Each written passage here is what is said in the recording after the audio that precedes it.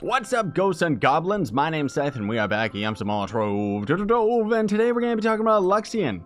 You didn't think that this guy was going to show up, did you, with all the Game Ago controversy going on, now did you? Now, either way, he's actually not too bad for newer players, I'll say. For older players like me on PC, of course, most of his inventory is absolutely useless, but he does have some stuff that is going to end up being good for you guys that are kind of in the early game to mid-tier. So obviously, again, I want to keep this in mind. It's got a scroll menu here, so if you're wondering where's the Golden Dragon Horde souls, well, they're right down here, so you're going to be able to get even more of them. Unfortunately, we're still not going to be able to max out stupid old Luxion. We still need 5 more souls. That is keeping in mind if you ended up doing the Luxion is Missing event. That was, you know, a while ago, in order to have the amount of souls that we have right now. So either way, at least next time he visits, we should end up being able to max him out, and that's going to give us a beautiful 350 mastery. Now, outside of that, he's going to give us Sentience Shards, 25 dragon souls or dragon coins a pop. That's pretty expensive just for 10 Sentience Shard. Now, obviously, you know, people have been asking, is this actually worth it? Technically, yes. Sentience Shards are a time-gated resource. You can only get, you can only get them from rampage bosses, or in the unlikely event that you have so many resources that you can end up forging beacons, which you have to forge at a resistors crafting table. And then if you can end up throwing one of those bad boys down, then the beacon enemies, for each one you throw down, you're going to end up getting a Sentience Shard. But those things, roughly, as far as the resource value is concerned, the beacons are like, what, 300 to 400k flux or something like that? So it's not really ideal, especially considering you need so many of these to get the Vanguard, as well as the dumb dragons from the resistor table as well. And there's the costumes and stuff like that. But for the most part, everyone's going to be getting these for the Vanguard. So this does end up putting a little bit of a dent in that grind for the Vanguard. So I would say that yes, it's definitely worth it over the dragon coins, but it is fairly expensive. The other thing too to keep in mind is that any of these other items right here that you see, excluding the Sun Touch Shimmer Wing, these are all tradable. I'm not going to buy the Sentience Shards because I don't need them, but you can only buy up to 10. And then otherwise, all these other items are tradable. So I would say investing into the Unyielding is okay. Cyclone Skimmer is a cool mount, so maybe that's worth investing in, but I don't know 100% if that's worthwhile. And the Zealous Emblem is, well, the Zealous Emblem's okay. So the Zealous Emblem, let's actually take a quick peek at this, is decent for certain builds, but what it's going to do is restore all of your energy that's spent. So pretty much just fill up your energy bar, which I don't know. I mean, I've never used it, honestly, but I've seen some people use it very successfully with certain very specific builds, right? But Unyielding is just going to be an absolute requirement for like pretty much ultra towers and stuff like that. So you definitely want to get your hands on this bad boy. You can end up trading it. Obviously, it's going to end up increasing in value, but honestly, it seems like he's actually revisiting with the Unyielding quite often. Like they haven't had they haven't had too much of a break between the Unyielding Emblem between his last visit. So anyways, the Cyclone Skimmer is going to be this right here. Of course, it's Vaporeon. It's just a Pokemon, because the devs never seem to know whenever people would end up modding Pokemon into the game. They're like, hey, that thing looks pretty cool. And then it's like, that's a Pokemon. But either way, this is actually one of my favorite mounts. One of my favorite squeaker mounts, I guess I should say.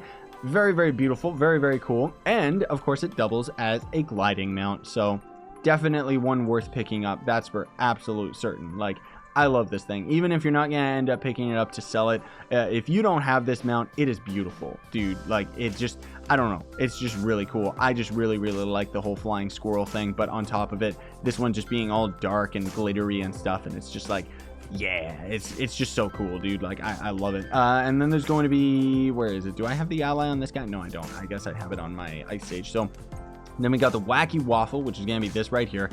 Absolutely gross. We're sitting there surfing quite literally on, we got butter, we got the syrup, good old maple syrup. It's not a gliding mount, so keep that in mind, despite the fact that it kind of looks like it's one. I honestly don't even know why they added this thing, dude. I really don't. They've got such like weird food mounts that have just been added to the game. It's so strange. And with the recent dev stream where they ended up talking so much about spaghetti, I'm honestly surprised there is no spaghetti mount. And then the ally is going to be this little guy right here that you see flapping around in front of us.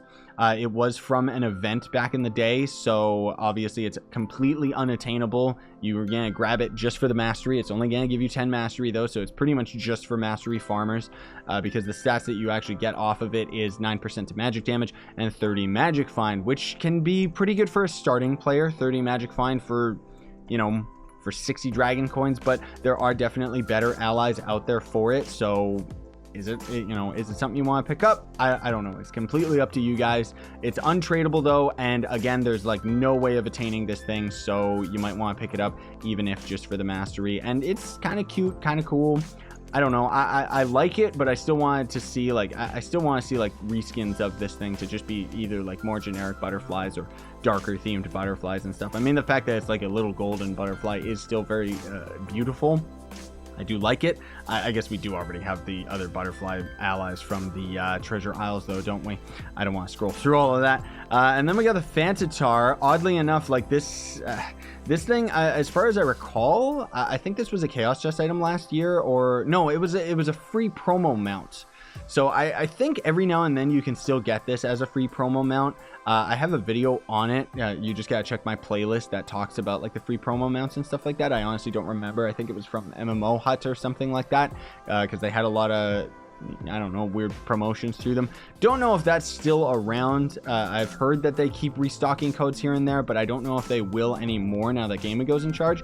It's an ugly mount. I don't like it. Some people do. Some people like the centaurs. Personally, I'm not a fan of the centaurs at all. I do like the mounts like this though, where they're kind of like a poltergeist and it's like see-through and you can see the skeleton inside. Like, it's really nice detail, you know, just for something like this. And when I think about like actually modding this thing, like creating it yourself in like a voxel program, it's a nightmare, dude, because you basically have to build the skeleton, make sure that it looks good, and then you have to fill in every single block like around it, while also making sure that they're all transparent blocks at the same time. And it's just like, yikes, dude. Now the video effects are kind of nice. I do like that, but again, I'm just not a big fan of the centaurs, dude. Like, it's just kind of like I'm holding on to this guy, like I am this guy's backpack right now. So anyways, last but not least is going to be the carpet, or cobweb carpet. Funny enough, this mount, like they actually had a few times before all this Game Ago nonsense ended up happening, they were giving this mount away during the dev streams and, you know, acting like it was some big prize. Honestly, I completely forget where we used to get this. I think it was a chaos chest item once upon a time ago, but don't quote me on that, guys. Like, you gotta understand, I've been playing this game for like years, dude, if not for actually like literally 4 years something around there. So it's like, you know, a lot of this stuff even I don't remember, dude. But either way, it's not bad. I mean, if you're into the carpet mounts, it's cool, and it kind of in a lot of ways reminds me of what was it, Donkey Kong Country 2. There was like a spider mount that ended up kind of, I don't know, you would be able to put a cobweb underneath you to get yourself like infinite jump to the top of the map, which there's the spider dragon, kind of reminds me of that as well, where it's kind of got the video effects. But this thing's kind of cool, kind of creepy at the same time. Like, when you jump with it, you can see that not only is the video effects like cute little spider, well, not cute, but I just keep saying that's my buzzword today. Certain words you just end up repeating a lot when you're doing commentary. I don't know why. It's just a brain thing, right? But either way, when you jump, you see all these little spiders jumping all over the place, and they actually animate, like they scurry around, and it's kind of a nice detail. And then otherwise, when we're just going around with it, you can see there's the little spiders hopping off of it. The purple is just from the aura that I got on my head, so ignore that. But I do like the jumping, and it's a carpet mount, so of course it's going to end up flying, and it doesn't really have any fancy video effects or anything like that for the flight animation, but it is still pretty cool. Now, one thing I do want to mention is I'm not entirely sure when the next Luxion visit is, but the devs ended up mentioning in their dev stream that the next time he visits, he's going to sell like a bunch of really, really old stuff. So hopefully it's something that is like, I don't know, like items that I don't even have, because while I appreciate the idea that Luxion kind of is like the, you know, the end-all excuse of like, where do we put this item? Throw it in Luxion, right? But it's like when he comes around and doesn't have like anything new for like players such as myself, and you know, including you guys as well. Like I want to see new stuff. I want to see cool stuff. Technically, he sells his dragon souls, so I think that's the big excuse. And at least next time he ends up showing up, we'll be able to get our souls maxed out. Now, one thing that I am very curious about though is when we end up getting, like, we only have 5 souls waiting, can we end up continuously purchasing more and more of these dragon souls even though we already have the dragon maxed out? I'd be very curious to see what that's about, because I mean, I guess you should be able to. It'd be the same as being able to craft most of these things even though we already have them maxed out, right? I mean, all the dragons, it doesn't really like, well, I guess that's because they don't have any of the shards and stuff like that, but you know what I mean. I'm just saying, like, it's like, if it's not gonna lock it out, you gotta be very careful next time Luxion visits to only buy 5 of them, or whatever the equal amount of souls that you need, rather than just buy, you know? So keep that in mind for next time, guys and gals. And then otherwise, thank you so much for watching. Very much appreciate it. Hope you found the video helpful. Sorry that this video is a day late. I've been really busy with lots of stuff. You know, there's all the MapleStory stuff, but then on top of it, just researching with Trove and all the Game Ago things and stuff like that. There's gonna be another video that's gonna come out today that is me kind of reacting to the dev stream. I had to make a few cuts in that video, unfortunately, but in short, we have heard that U10 is pretty much going to be delayed, but there are devs actually like on the game right now, and it's just, you can watch that video and then I'll have other videos highlighting it. It's not really something to talk about in a Luxion video.